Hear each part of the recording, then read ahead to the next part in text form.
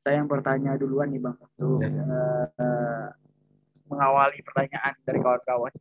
Mungkin dari segi regulasi Bang, dari segi regulasi di mana pasal 33 ayat 2 dan 3 tadi itu merupakan pasal yang sangat menjadi arah negara kita, menjadi arah garis grand design salah satu negara kita di mana untuk berdaulatnya rakyat Indonesia terhadap sumber daya alamnya. Tetapi pelaksanaannya mungkin sangat-sangat kurang di mana sampai saat ini Pertamina hanya menguasai 24% dari uh, keseluruhan nih Bang, keseluruhan wilayah kerja dari Migas Indonesia itu sendiri. Tetapi amandemen dari undang-undang ini kan sangat berbahaya tentunya Bang.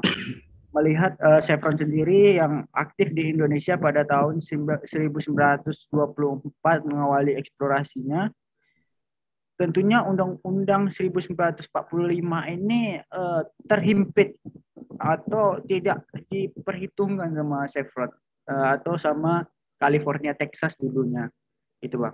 Jadi ketika nantinya Pertamina masuk ke wilayah Blok Rokan ini, apa jaminan hukumnya Bang? Mungkin kalau Abang melihat ketika sekarang kita menggunakan Undang-Undang 22 tahun 2001 sebagai dasar hukum untuk mengamankan atau kebijakan-kebijakan untuk mengamankan K3S dari regulasi-regulasi tersebut.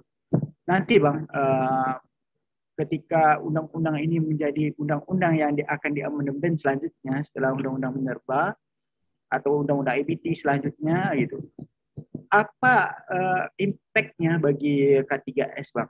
Apakah dia harus merombak semua? Kita tengok Omnibus Law Bang, semua orang udah berpangku sama Omnibus Law, berpayung sama Omnibus Law. Ketika yang enak-enak orang itu ambil, ketika yang nggak enak dia nggak mau tahu kan gitu. Ini kalau kata orang apanya, orang Minangnya bakal lama deinyo kan. Karena saya orang Minang sebenarnya Bang. Ya, ya, Baik, ya. silakan Bang disampaikan. Baik, terima kasih. Yang pertama memang persoalan-persoalan hukum, persoalan-persoalan konflik kepentingan itu akan selalu mengiringi dalam proses ini ya, berjalannya negeri ini, berjalannya tata kelola pertambangan ini. Dinamika-dinamika seperti itu akan selalu muncul. Termasuk meskipun konstitusi sudah memberikan garis yang tegas sekali bahwa kekayaan alam itu merupakan dikuasai oleh negara, kemudian dipergunakan untuk sebesar-besarnya kemakmuran rakyat, dalam faktanya memang masih terjadi apa yang menjadi kekhawatiran kita semua. Tapi kita tidak boleh berhenti ke situ. Kita harus terus melakukan pengawalan terkait dengan apa yang terjadi selama ini seperti terbitnya Undang-Undang Omnibus Law yang banyak dirasa untuk lebih menguntungkan pihak tertentu, kemudian merugikan komunitas dan kepentingan yang mayoritas. Nah, itu yang harus kita lakukan untuk melakukan pengawalan. Dan generasi-generasi muda yang fresh, generasi-generasi kita yang concern inilah yang harus terus tidak boleh berhenti, karena mereka juga tidak berhenti. Jaminan yang bisa kita berikan adalah bahwa kita selama kita masih punya kepedulian, selama kita masih memiliki concern, kemudian kita mau berjuang, saya yakin insya Allah suasana nanti kita akan bisa berhasil mewujudkan apa yang menjadi cita-cita founding father, cita-cita konstitusi, dan cita-cita seluruh rakyat Indonesia. Seperti itu menurut saya yang perlu kita tanamkan. Karena kita punya wakil rakyat, kita punya pemimpin. Tapi memang tidak sepenuhnya bisa kita harapkan dan kita berikan kepercayaan. Karena di antara para elit-elit itu juga ada kelompok-kelompok lain yang juga ikut mempengaruhi proses pemikirannya, mempengaruhi keputusannya dan kebijakannya. Tapi kita sebagai rakyat, pemilik langsung daripada kekayaan alam yang ada di Indonesia, kita punya hak yang sangat kuat untuk melakukan kontrol, pengawasan, dan ikut menentukan arah ke depan tata kelola sumber daya alam yang ada di Indonesia. Seperti itu, Mas. Baik, terima kasih Mas Suyanto atau Bang Suyanto. Bang, izin untuk pertanyaan kedua, Bang, perihal kontrak kerja atau PSC tadi, Bang. itu kan Rokan insya Allah memakai gross split bang, produk sharing contract gross split, nggak lagi cost recovery. Otomatis dari sini aja udah banyak. Ini kan yang memakai gross split sekarang ini kan masih sedikit bang, sedangkan yang memakai PSC cost recovery sekarang banyak, dan banyak menguntungkan ataupun banyak yang diselewengkan melalui moral hazard. Nah, menurut abang nanti ketika ada perubahan seperti ini kan kalau misalnya blok kecil bang, atau produksinya di angka 30.000 barrel per hari seperti ONWG atau 31 barrel per hari seperti Mahakam, itu tidak masalah. Tetapi ini sangat berat ketika ini blok yang nomor 2 terbesar gitu loh, terbesar dengan angka produksi 170.000 barrel per hari. Nah, otomatis kepastian terhadap pengembalian dana operasional perusahaan tentu seyogyanya pemerintah harus memberi kenyamanan bagi K3S. Menurut abang seperti apa bang? Siap. Ya betul, saya sependapat dengan apa yang teman-teman pikirkan. Memang kita juga harus memikirkan hal-hal yang potensi-potensi yang dapat mengancam atau merugikan posisi kita, posisi negara, posisi rakyat Indonesia. Tapi karena ini sifatnya kontraktual, sifatnya itu adalah hubungan B2B, maka sebenarnya ada peluang-peluang yang masih bisa kita lakukan untuk melakukan perubahan-perubahan dalam berjalannya kontrak sekalipun. Hanya saja memang persoalan power di sini, persoalan kekuatan. Kalau kemarin kita dihadapkan oleh dengan lembaga bisnis asing, kemudian kita berada pada posisi-posisi yang agak kurang strategis, itu masih bisa kita maklumin. Tapi sekarang ini yang nantinya kan yang akan mengelola Pertamina. Dengan begitu Pertamina adalah bagian daripada Indonesia, bagian ada institusi bisnis plat merah. Untuk itu teman-teman dari DEM nanti saya yakin akan lebih mudah untuk memberikan masukan, melakukan kontrol dan memberikan pesan-pesan untuk perbaikan dalam tata kelola kepada pemerintah. Saya yakin teman-teman mampu karena teman-teman yang punya gerakan kuat, yang punya basis pendukung di seluruh Indonesia. Saya yakin itu bisa teman-teman lakukan dan saya suka dengan apa yang jadi pemikiran teman-teman. Kalau kita hanya mengandalkan mereka-mereka yang ada di atas, belum tentu pemikiran ini muncul. Tapi originalitas pemikiran, ide dan gagasan ada di teman-teman. Kekuatan pun ada di teman-teman, bukan ada di atas. Kita hanya bisa menyuarakan, hanya bisa mendorong. Tapi implementasinya kalau memang itu tidak bisa dilakukan oleh mereka, maka gerakan teman-teman yang akan menjadi harapan utama. Gitu, teman-teman.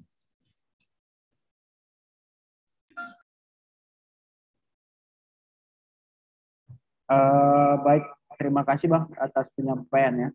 Mungkin saya sangat memberi apresiasi terhadap penyampaiannya, terhadap jawabannya bang. Saya ucapkan terima kasih. Mungkin ini ada dari kawan-kawan bertanya.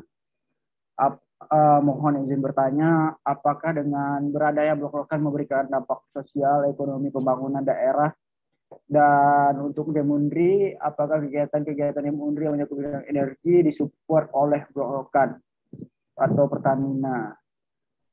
Baik, sedikit menjawab yang dari Demundri, atau nanti boleh kita suruh Bang Sianto menjawab setelah saya menyampaikan bahwa dari Demundri sendiri, seluruh kegiatan Dewan Energi Mahasiswa Universitas Riau dibilang disupport. Tentunya kami sebagai mahasiswa yang tidak memiliki dana, dalam artian kami hanya memiliki dana operasional dari kawan-kawan, iuran dari kawan-kawan gitu.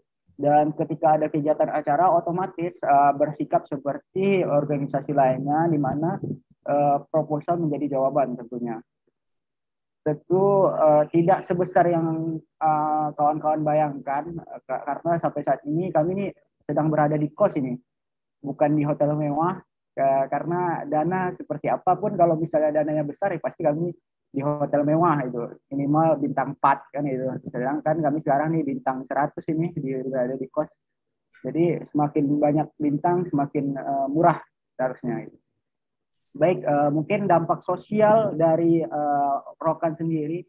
jika nanti kawan-kawan membaca buku kami, insya Allah yang kami terbitkan di tanggal 20 Mei, di mana kami akan menjelaskan legasi-legasi apa yang telah Trevon berikan kepada Riau khususnya, di mana ada di sini jembatan kebanggaan masyarakat Riau sebelum jembatan-jembatan lain dibikin, di mana jembatan Leighton namanya, itu adalah jembatan yang dibikin oleh salah satu kontraktor dari Caltex, dan juga ada jembatan-jembatan penyeberangan jalan, penyeberangan untuk jalan, jadi dibangun oleh Caltex dan Chevron sendiri.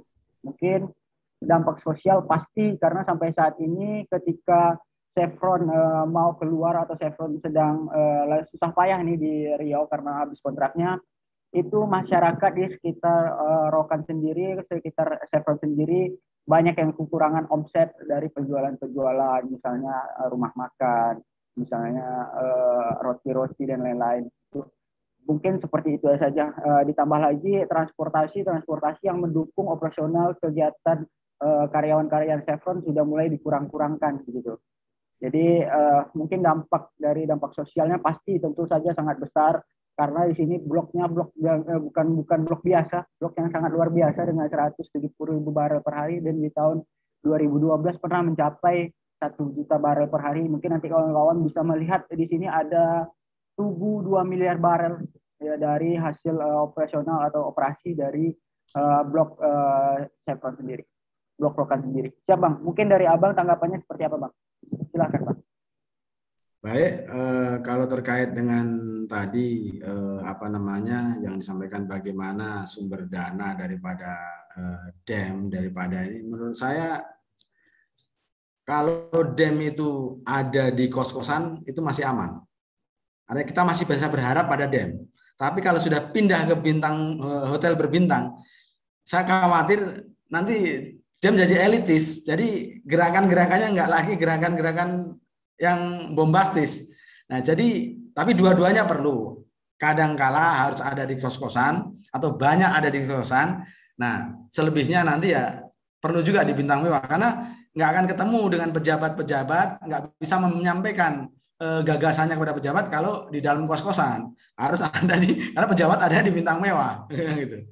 Seperti itu. Nah, terkait dengan tadi dampak sosial atau isu-isu yang atau potensi-potensi yang bakal muncul dengan adanya ini eksplorasi dan eksploitasi blok Rokan ini, tentu seperti yang disampaikan tadi, karena di situ adalah lingkupnya besar, kemudian punya cadangan yang sangat berlimpah, dan eksploitasi yang dihasilkan per hari juga sebegitu fantastis, akan potensi muncul terjadinya problem-problem sosial yang dapat terjadi dengan baik dengan masyarakat, dengan pemerintah daerah, dan entitas-entitas yang lain.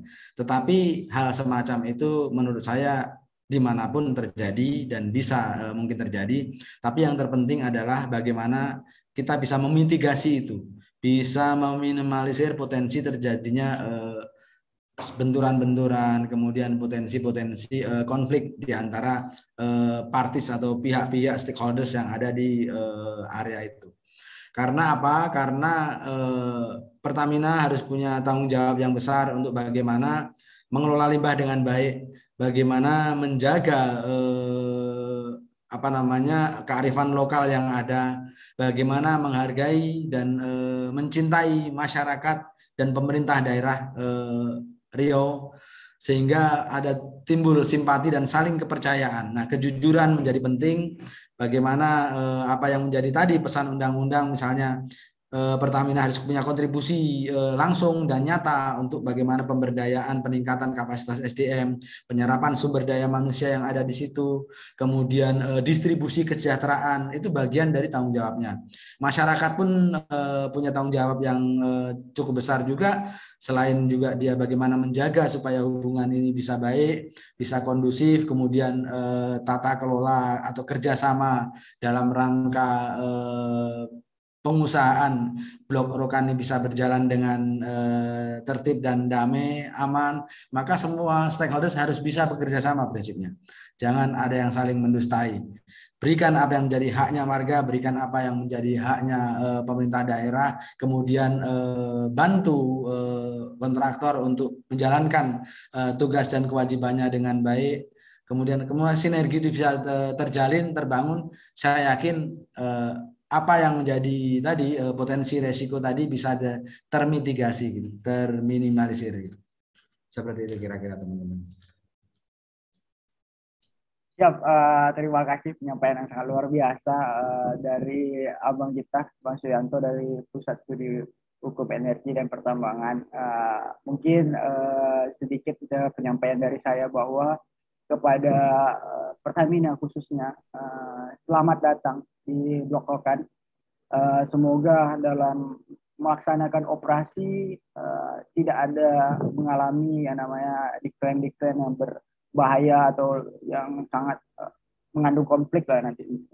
Dan kepada Chevron, terima kasih kami sampaikan sebagai putra putri daerah Riau, mungkin Chevron sendiri atau Caltech sendiri juga pernah berperan kepada kami, walaupun secara mungkin tidak langsung, mungkin dari duit Chevron mungkin sampai juga ke kami mahasiswa Riau, seperti beasiswa, seperti jalan, dan itu kami nikmati, khususnya Riau sendiri kami nikmati dan kami merasakan impact dari Chevron hadir di Riau, Bumi Rancakuning. Sedikit kepada Pertamina untuk lebih memperhatikan kontraktor dalam negeri, khususnya daerah Riau.